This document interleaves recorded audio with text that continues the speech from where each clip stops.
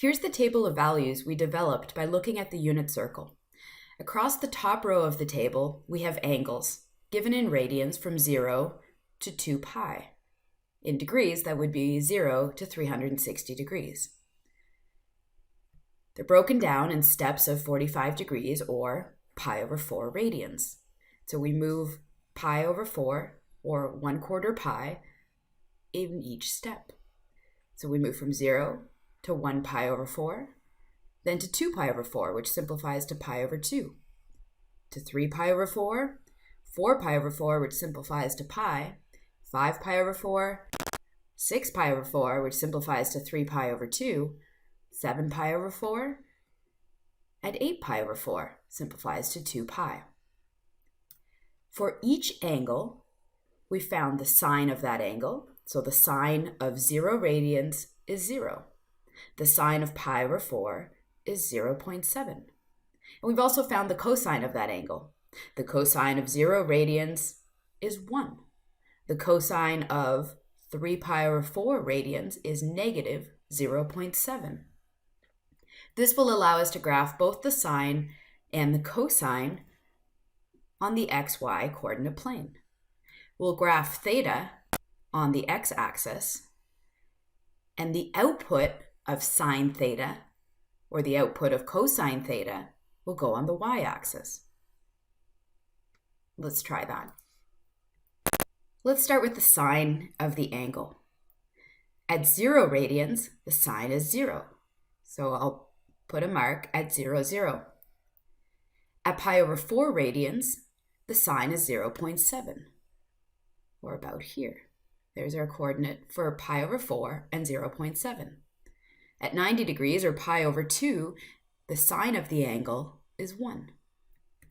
3/4 pi, we're back down to 0.7. And at pi, or 4/4 pi, we're all the way back down to 0. The sine of pi is 0.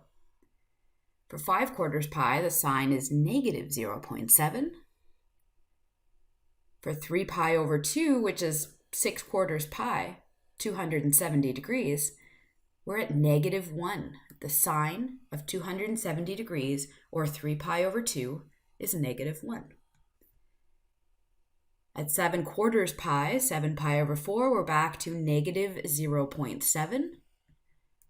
And then finally, at 360 degrees, or 2 pi radians, we're back where we started. Let's connect those. So here's our first graph of y is equal to the sine of the angle. Graphing the angle on the x-axis and the output of the function y, which is sine theta, on the y-axis. Let's have a look at cosine. For cosine, when the angle is 0 radians, the cosine of that angle, the output, the value of y, is 1. For pi over 4, the value is 0.7. For 90 degrees, or pi over 2 radians, now we're down to an output of 0. For 3 pi over 4, the cosine of that angle is negative 0.7. For pi, it's negative 1. That's as low as we go for cosine. 5 pi over 4, we have negative 0.7.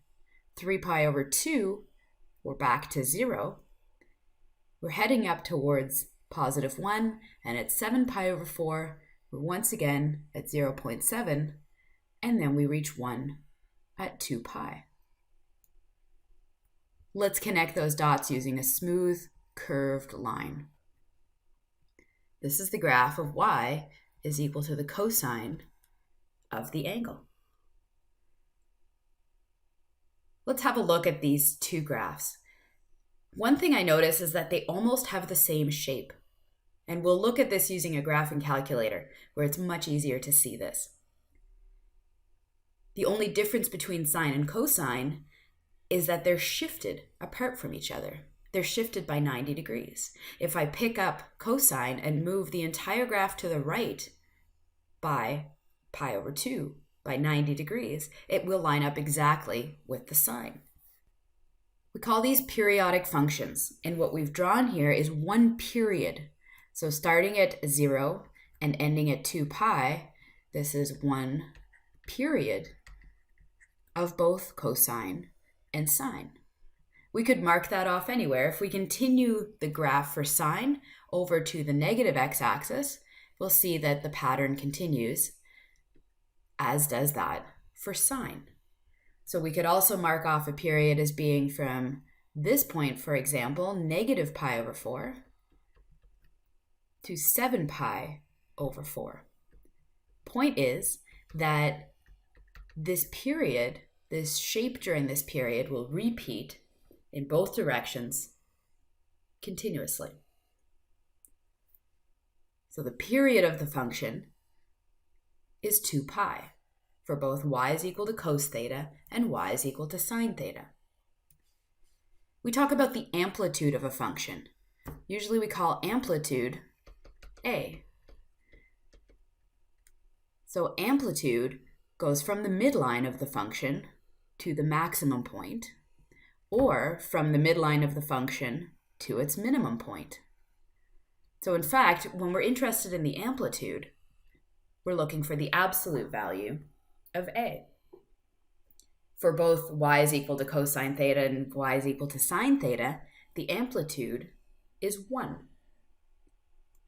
So the amplitude, the distance from the midline of the function to the maximum, or the midline of the function to the minimum, is 1.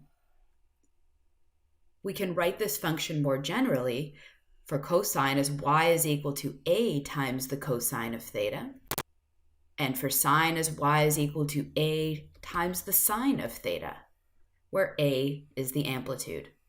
Notice that for our base function, a is equal to 1, and the sine as well.